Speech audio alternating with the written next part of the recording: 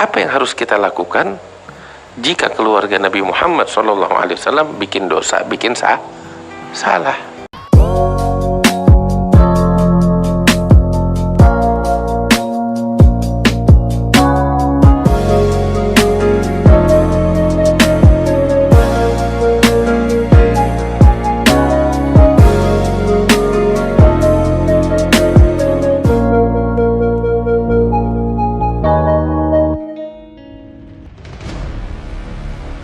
Gelar Habib atau jamaknya Habaib menjadi pembeda antara keturunan Nabi Muhammad SAW dan selain beliau.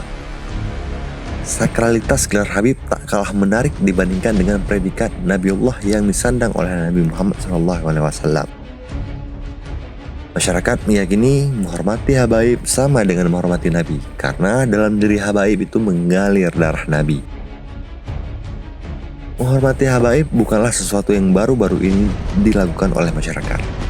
Sudah dari beberapa tahun yang lalu, masyarakat menghormati Habaib secara totalitas. Sedikit pun tidak ada celah untuk tidak menghormati Habaib. Menghormati Habaib diyakini sebagai bentuk akhlak yang mulia. Sebaliknya, menghina Habaib termasuk akhlak yang buruk dan tentunya sama dengan menghina Nabi. Sebagai keturunan Nabi, hampir secara keseluruhan Habaib mengikuti jejak beliau. Ada Habaib yang gemar berdakwah, ada pula Habaib yang gemar berdagang, dan seterusnya.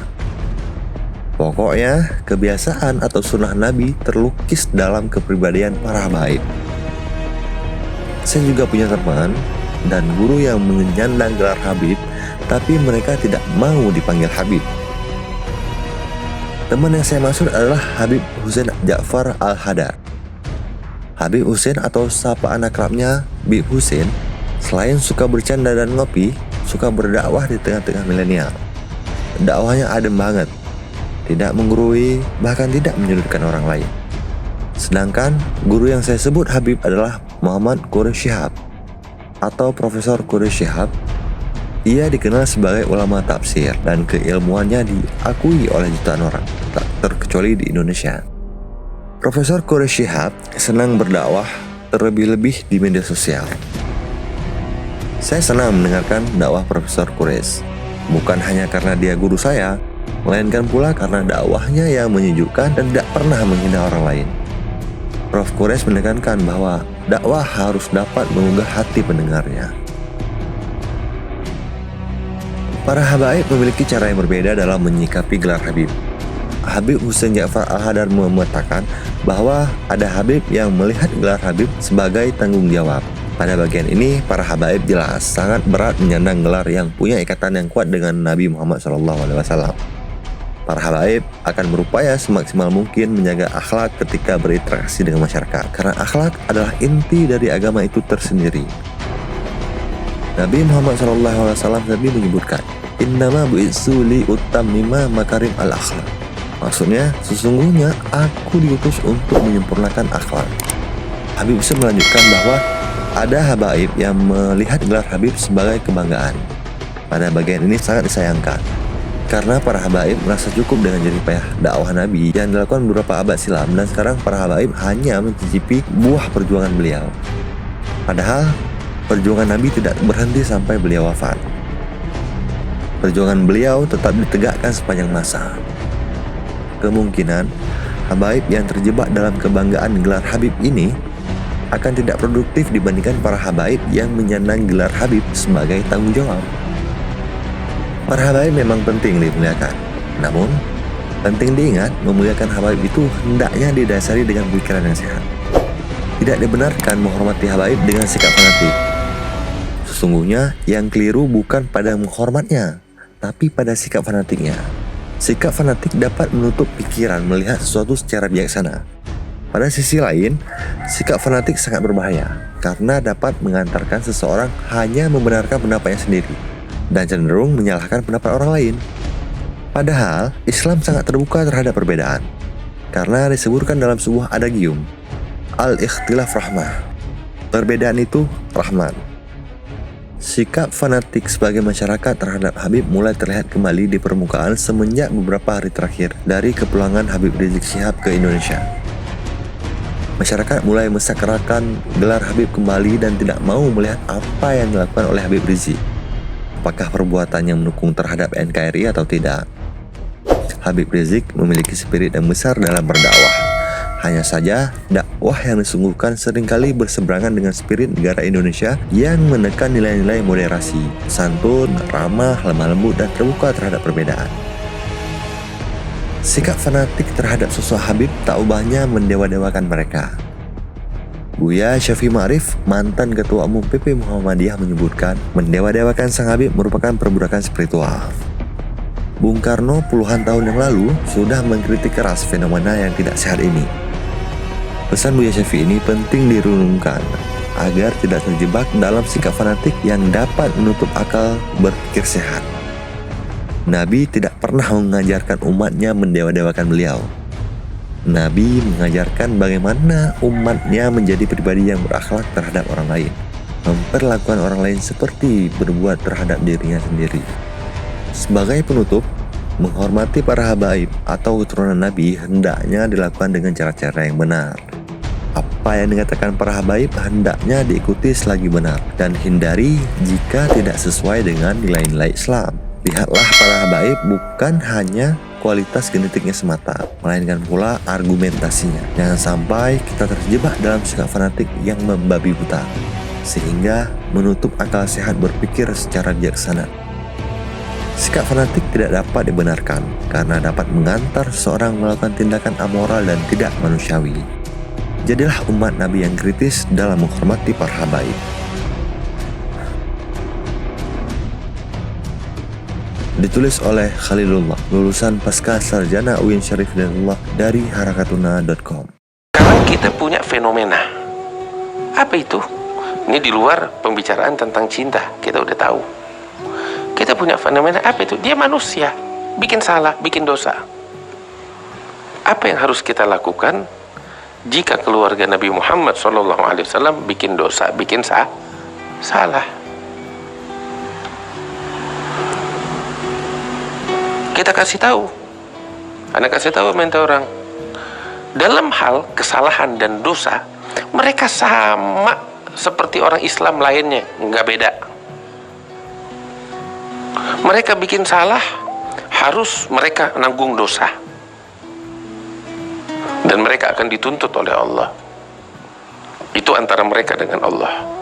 Antara kita dengan dia, kita wajib nasehatin dia sebagaimana kita wajib nasehatin umat Islam yang lain yang bikin dosa. Nggak beda dalam hal ini. Bahkan tatkala hukum pidana Islam dijalankan dalam suatu negeri, ya, ada keluarga Nabi Muhammad melakukan suatu perkara pidana dan terbukti bersalah, maka hukum pidana itu wajib dilaksanakan sekalipun terhadap keluarga Nabi Muhammad SAW. Jangan anak cucu Nabi, Sayyidatuna Fatimah bintu Muhammad, Fatimah bintu Rasulullah Sallallahu Alaihi Wasallam.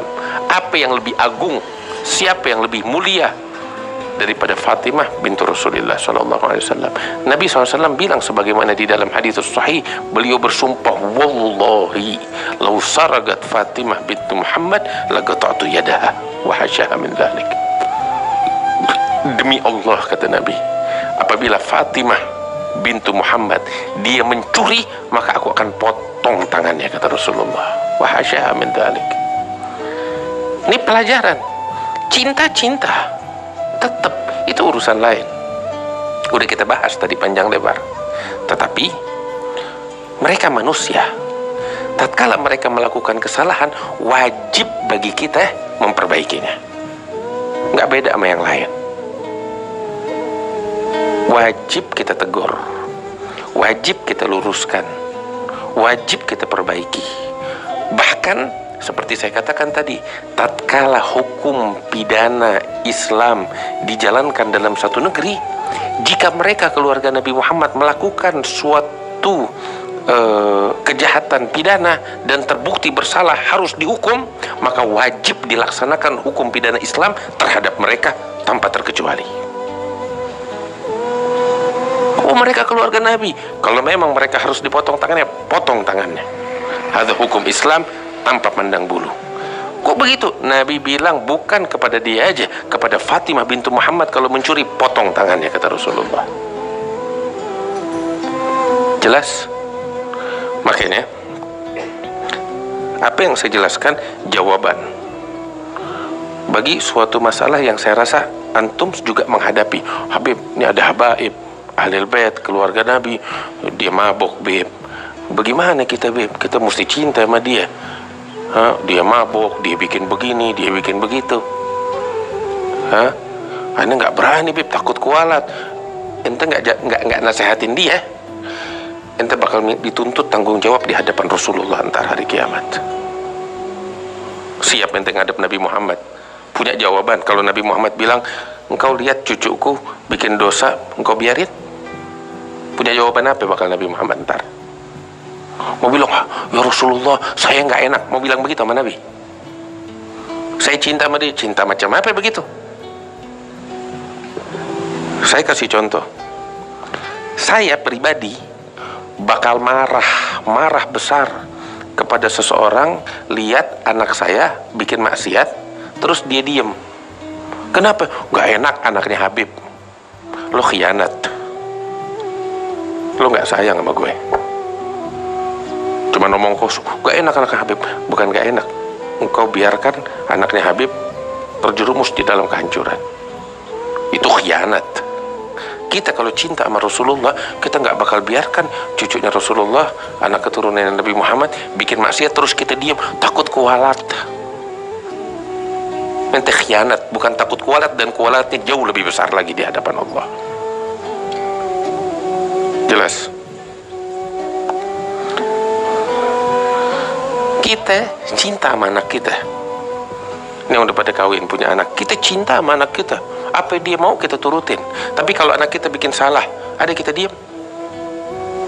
Anak kita mau minum, mau mabok-mabokan, naudzubillah, kita diam? Kalau sayang kita sama dia, biarin, kesian, biar dia mabok, begitu? Kagak. Karena kita sayang sama dia, kita pukul dia. Kita nggak rela dia jadi pemabok. Kenapa? Karena kita sayang. Kita nggak rela dia main perempuan. Karena itu kita pukul dia. Bahkan mungkin kita usir, supaya dia mikir, ngambil pelajaran. Kenapa? Karena kita sayang, kita nggak mau dia jadi pelacur. Karena kita cinta sama anak kita. Demikian orang yang betul-betul cinta sama keluarganya Nabi, ngelihat mereka nggak benar, nasehatin. Kalau perlu pukul, pukul.